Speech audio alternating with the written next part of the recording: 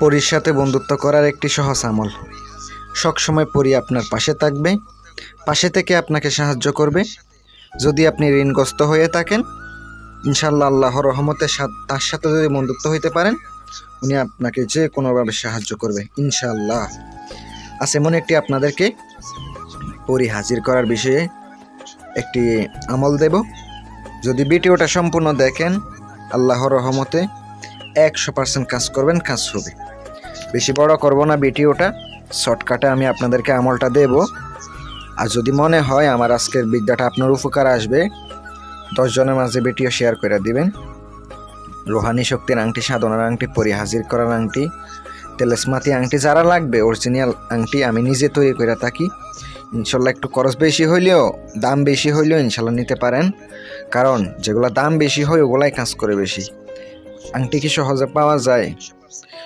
অনেক কষ্ট করা লাগে। একটা আংটিতে নাম বাবা মায়ের নামের উপর তৈরি করা হয়। আর অবশ্যই যারা নেবেন, আপনার স্ক্রিনে নাম্বার দেওয়া আছে, কল করবেন, অথবা ইমো আছে, ইমোতে অ্যাড করবেন, হোয়াটসঅ্যাপ আছে, হোয়াটসঅ্যাপে অ্যাড করবেন, যোগাযোগ করবেন ইনশাল্লাহ। আর এইটা কাজটা করার জন্য আমি নিয়ম বলে দিতেছি, সম্পূর্ণ শোনেন। এই কাজটি করতে গেলে আপনাকে আগে গোসল করে নিতে হবে। শনিবার দিন কাজ করতে হবে, অথবা মঙ্গলবার, অমাবস্যা, পূর্ণিমায়, এই 7 দিন যে কোনো দিন শুরু করতে পারেন। কাজটা করতে হবে সন্ধ্যার পরে, অন্ধকারের মধ্যে। কোনো মোমবাতি লাগবে না, আগরবাতি জ্বালাই দিবেন।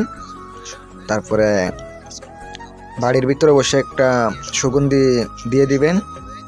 তারপরে আপনাকে কি করতে হবে এটা বলে দিয়েছে, সেই সম্পূর্ণ শোনেন। তারপরে আপনাকে কি করতে হবে, সুগন্ধি দেওয়ার পরে আপনি এই নামটি পাঠ করবেন। নামটি হলো ইয়া কাবিরু, ইয়া আল্লাহু, ইয়া জাব্বারু। এই 3টি নাম একত্র করে পাঠ করতে হবে। পাঠ করতে হবে আপনাকে 551 বার। শুধুমাত্র আসনে বসে পশ্চিম দিকে হয়ে চোখটা বন্ধ করে, কোনো মোম জ্বালাইতে পারবেন না।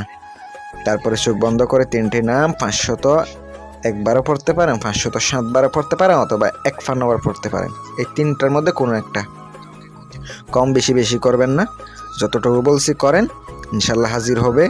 রোহানি শক্তির আমল করলে অবশ্যই হাজির হবে। এই রোহানি শক্তি ছাড়া হাজির হইতো না, কারণ ইসলামিক আমল। রোহানি শক্তি যারা করেছেন ইনশাল্লাহ করেন, যারা আংটি নিয়েছেন তারাও করেন।